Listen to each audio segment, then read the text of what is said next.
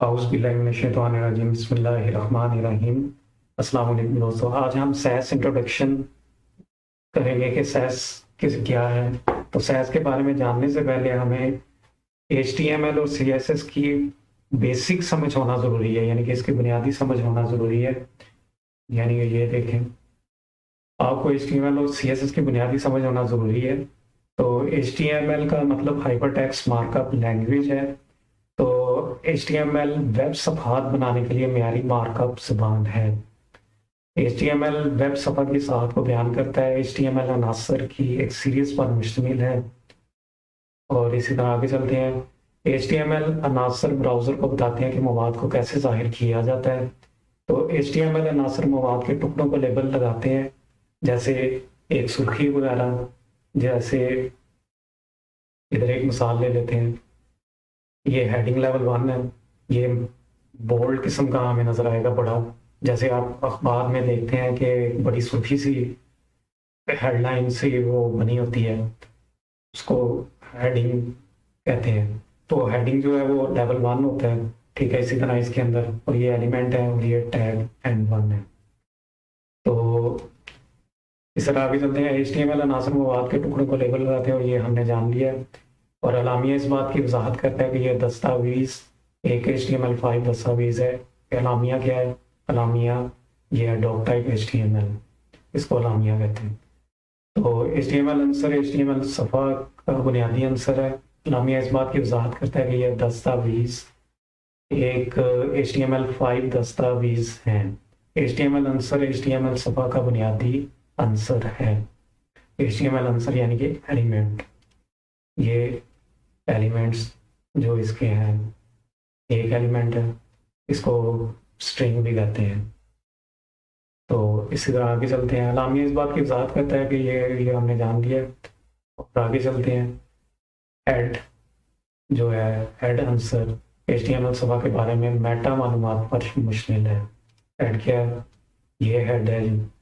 ये head Meta जो data है इसको कंट्रोल करता है, सारा इस पर भी मुश्तमिल है, कंटेन है। तो आगे चलते हैं। और इसी तरह पैराग्राफ, इमेज, हाइपरलिंक्स, टेबल्स, फहरिस्तों वगैरह के लिए एक कंटेनर है। जैसे पैराग्राफ हम इसके अंदर लिखते हैं, पैराग्राफ ये है पी, ये स्टार्ट टैग और ये एंड टैग है। ये देखिए, ये इधर लिखा भी होगा। और इसी तरह इसके अंदर आप जो कुछ लिखते जाएंगे वो पैराग्राफ जितना भी है वो बनता जाएगा। इसके बाद इसके बारे में जानते हैं जी, टाइटल के बारे में। टाइटल क्या है? टाइटल HTML में क्या होता है? टाइटल ये है, इसके अंदर जो भी आप पेज के अपना रिलेटेड पेज होगा जिसके मुतालिक भी होगा, तो आप इसके अंदर वो लिख देंगे। और इसके बाद आगे चलते हैं जी। तो बॉडी आंसर दसा भी इसकी बॉडी की वजाहत करता है। बॉडी क्या है? अब बॉडी ये है, ये इसका हेड है। इसके बाद ये बॉडी आ जाती है। बॉडी के अंदर ही हम HTML के सारे जो है वो लिखते हैं, टैग वगैरह और एलिमेंट्स वगैरह। और ये हेडिंग लेवल 1 है। जैसे जैसे इसको बढ़ाते छोटा करते जाएंगे, यानी कि ये एक से ज़्यादा होता जाएगा, तो ये इसके लेवल जो है वो बारीक होता चला जाएगा। और ये पी टैग है, मतलब ये पैराग्राफ इसके अंदर आप लिख सकते हैं। जितना भी पैराग्राफ होगा यहाँ पे लिखते जाएंगे वो पैराग्राफ बढ़ता जाएगा। ये एट्रीब्यूट है। तो एट्रीब्यूट्स जो हैं वो हाइपर रेफरेंस की शक्ल में भी हो सकता है और एसर्स की शक्ल में हो सकता है। इसको सब, ये स्टार्ट टैग है और ये एंड टैग है।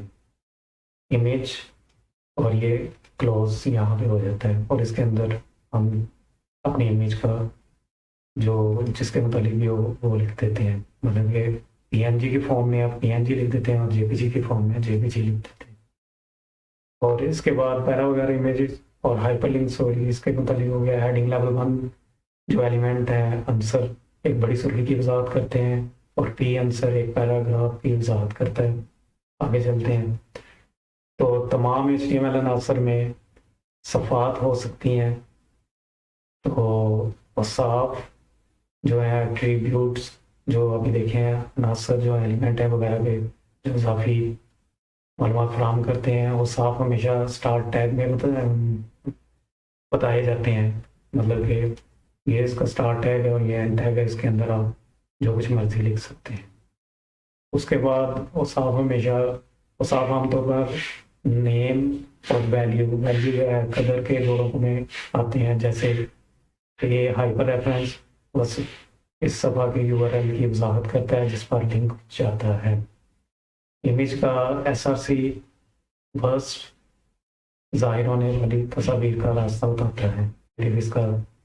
तो उसके बाद HTML टैग का लैंग्वेज बस वो यहाँ पर है, लैंग्वेज HTML टैग जो इंग्लिश में है उसको इस तरह लिखा जाता है लैंग में।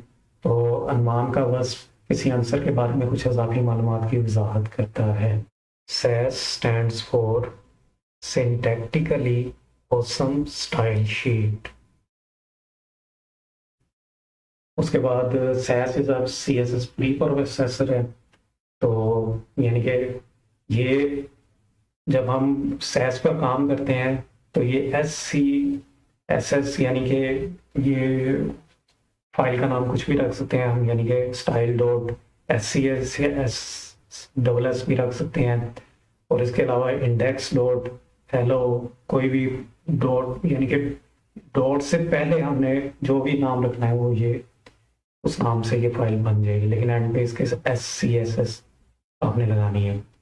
तो अब दो फाइल्स एक ही फोल्डर में बनती हैं, यानी कि स्टाइल डॉट CSS, यानी कि इससे पहले आप जो भी नाम रखना चाह रहे हैं वो इस फाइल का नाम रखा जाएगा। तो आप बेसिकली काम जो है वो SCSS पे फाइल पर करेंगे और जो कंपाइलर है वो ऑटोमेटिकली इसको कन्वर्ट करेगा CSS में, यानी कि CSS में लिखते हैं आप इसमें और ये इसको ऑटोमेटिकली चेंज करेगा और इसके जो कलर वगैरह है CSS की फाइल का वो ऑटोमेटिकली चेंज कर देगा और उस पर काम नहीं करना पड़ता। वो कंपाइलर की जिम्मेदारी है कि वो इसको खुद ब खुद चेंज करता है। इसके बाद जी SAS एक CSS प्री प्रोसेसर है जो आपको बड़े प्रोजेक्ट्स में काम आता है, जो इसको सारे जो SAS की जो फाइल्स हैं वगैरह हैं जो इस पर जिस पर काम होता है उसको मुनज़्ज़म करने में मदद करता है। जहाँ स्टाइल शीट्स बड़ी हो जाती हैं, आपके पास CSS की कई लाइनें हैं, मतलब कि आप CSS में बहुत सारी लाइंस लिख देते हैं तो उन लाइंस को ये कंट्रोल करता है।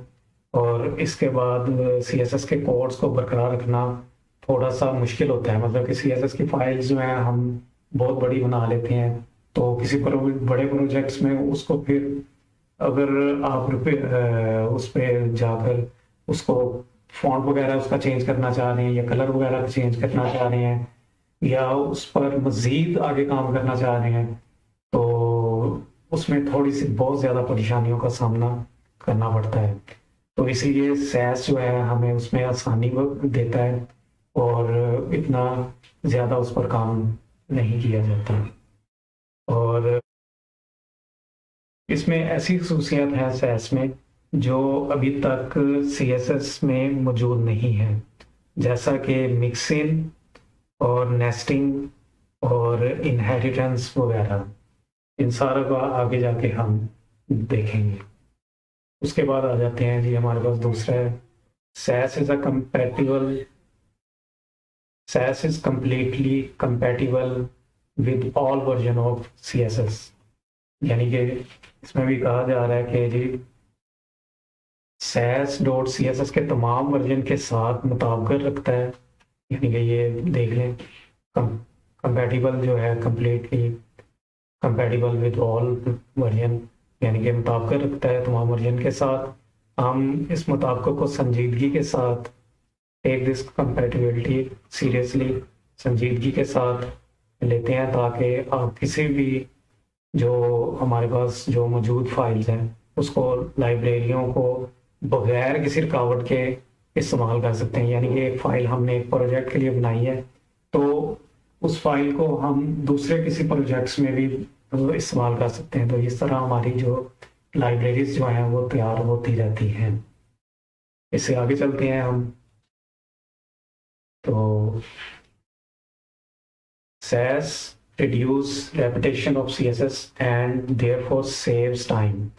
यानी कि SAS जो है वो रेपुटेशन को बचाता है, यानी कि HTML के हर टैग पर हमें जाके जो उसकी प्रॉपर्टी और वैल्यूज लिखना पड़ती है, यानी कि एट्रीब्यूट्स वगैरह लिखने पड़ते हैं। जैसे क्लास है, उसके आगे फिर हमें उसका यानी कि वैल्यू वगैरह और प्रॉपर्टीज वगैरह लिखनी पड़ती है, वो नहीं लिखनी पड़ती है। और बार बार हम एक तकरार करते हैं इसी चीज़ की, रेपिटेशन की, तो उससे हमें बचाती है और हमारा टाइम भी बच जाता है। इसके आगे जाके हम फिर इस पर काम करेंगे। और ये SAS was designed by Hampton Catlin ने इसको डिज़ाइन किया है और डेवलप्ड बाय नैटाली वेसेंबियम ने इसको डेवलप। तो सैस का मतलब तो हमने जान लिया ये सारा कुछ। अब इसके बारे में थोड़ा सा और आगे जाके देखें कि हम सैस यूज़ क्यों करते हैं। तो सैस स्टाइल शीट में बड़ी पेचीदगियाँ जो होती हैं, स्टाइल शीट में पहले भी हमने जिक्र इसका कर लिया कि जहाँ पर बहुत ज़्यादा मुश्किलात हमें करती हैं कि हमें बार बार लिखना पड़ता है, तो ये CSS प्री प्रोसेसर का जो हमें मदद कर सकता है कि सैस आपको वो खसूसियत इस्तेमाल करने देता है जो CSS में मौजूद नहीं है, जैसे इनहेरिटेंस और इंपोर्ट्स, और इसके वेरिएबल्स भी हम बना सकते हैं और इसको बिल्ड फंक्शन में भी कर सकते हैं।